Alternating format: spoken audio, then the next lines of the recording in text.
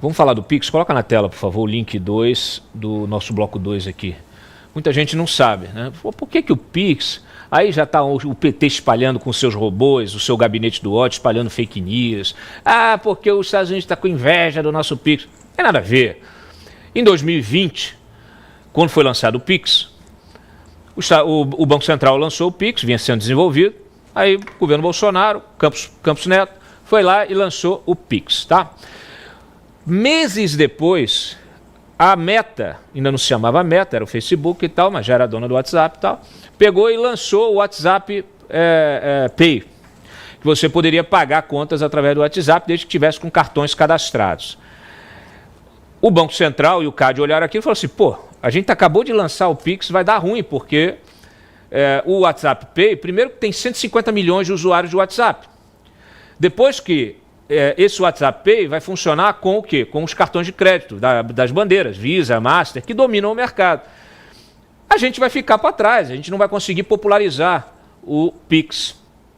O que o Banco Central fez? Suspendeu o WhatsApp Pay, junto com o CAD. O CAD depois tirou a cautelar dele, mas o Banco Central só veio liberar 3 anos depois, agora no governo Lula, em março de 2023, é que liberou o WhatsApp Pay. Então, isso até então não estava incomodando, não era um problema, mas tudo agora vai se tornar um problema. Isso é que está mudando. Quem quiser os detalhes está nesse artigo, porque o Pix entrou na investigação de Trump. Por quê? Porque a gente está falando de atividades que podem ser agora enquadradas como anticoncorrenciais na perspectiva de um governo, de uma superpotência nuclear, que olha para o Brasil e fala assim, meu amigo, você brincou até agora.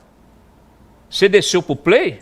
Você quer brincar aqui? Onde tá, eu estou aqui brincando com a China, com o Irã, né? Com a Rússia. Você quer brincar no play? Então agora você vai ter que ser submetido às regras do play. Júlia Lucy. Bom, Cláudio, eu tenho certeza que a oposição, principalmente o governo passado, não calculou que a introdução do Pix pudesse trazer esse tipo de reação. Na realidade, o que a gente viu na prática, e acredito que tenha sido apenas essa a intenção do governo passado, de Paulo Guedes e Campos Neto, foi de facilitar a vida do empreendedor brasileiro, principalmente do micro. Por isso a gente teve o aumento da circulação de capitais aqui no Brasil, vários negócios foram feitos e estão sendo feitos de uma forma mais rápida.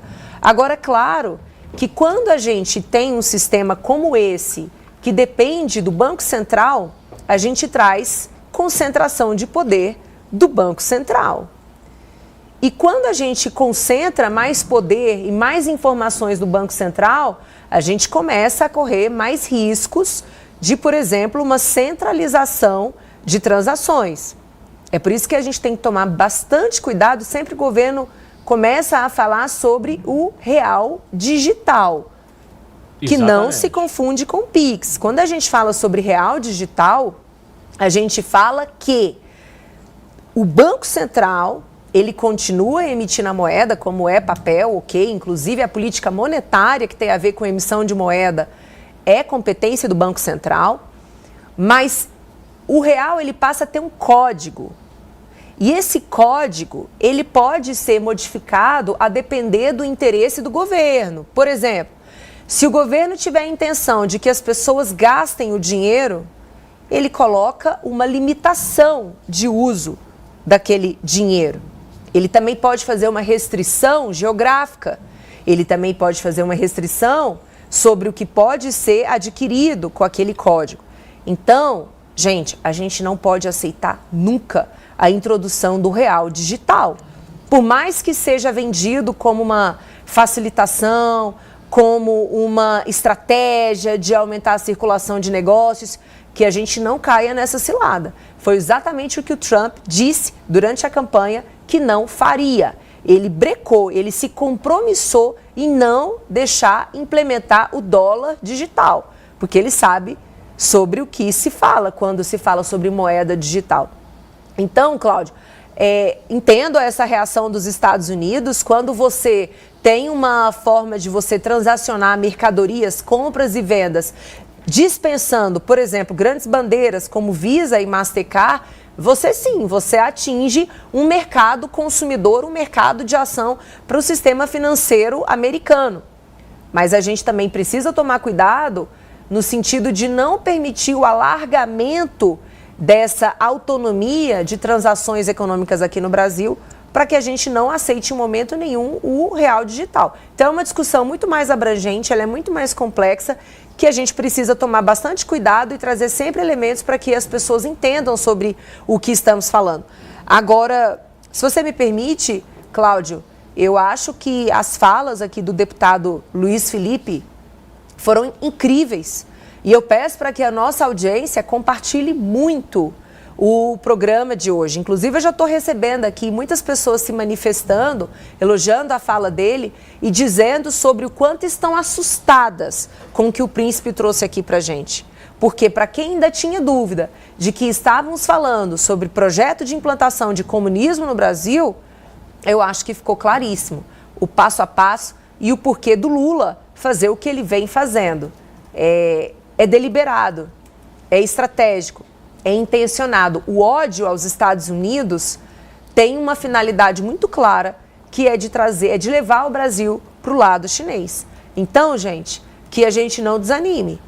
Às vezes acontece, hoje, por exemplo, é um dia que eu estou triste, mas que a gente entenda a dimensão do risco e da situação que estamos vivendo, porque o povo precisa ir para a rua pedir o impeachment do Lula. A saída é essa, é a saída do Lula, porque ele tem compromisso com o estabelecimento de um projeto comunista aqui no Brasil. Muito bem. Olha aqui, ó. Cadê a nossa querida Carol Esponza? Põe ela na tela aí. Carol,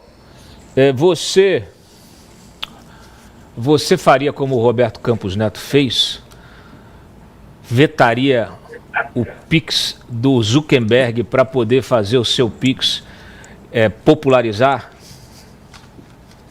Pois é, Cláudio, você sabe que só você para trazer essas breaking news, né? Ontem eu olhei essa notícia do Pix, eu falei, isso aí é para lavagem de dinheiro, né? Eu não estava entendendo qual que era a implicância do governo Trump com o Pix. E acho que tem também, porque isso na verdade é uma preocupação que veio junto, né?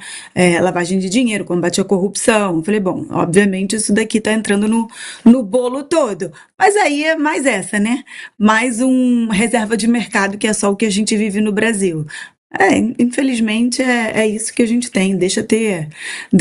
A Júlia que vai me defender. Deixa ter Bitcoin, deixa acabar real, deixa ter disputa de moeda. É isso, gente. A gente tem que ter livre concorrência, senão o país não anda para frente. Eu tenho as minhas restrições, porque eu acho que a gente está vivendo hoje um período de segurança. No qual a segurança nacional, a soberania, ela está associada ao comércio de uma forma inédita. Então, assim, a gente tem que olhar para o nosso primeiro, né? Mas a gente tem que entender também qual é o nosso tamanho.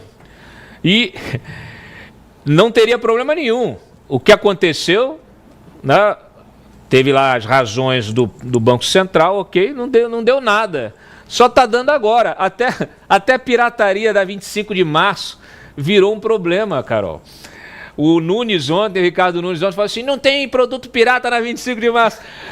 O prefeito, Nem aqui no Camelódromo, no centro do Rio, né? Quando roubam o seu iPhone, você vai no Find My iPhone aqui de 20 minutos, ele já está sendo vendido no centro do Rio.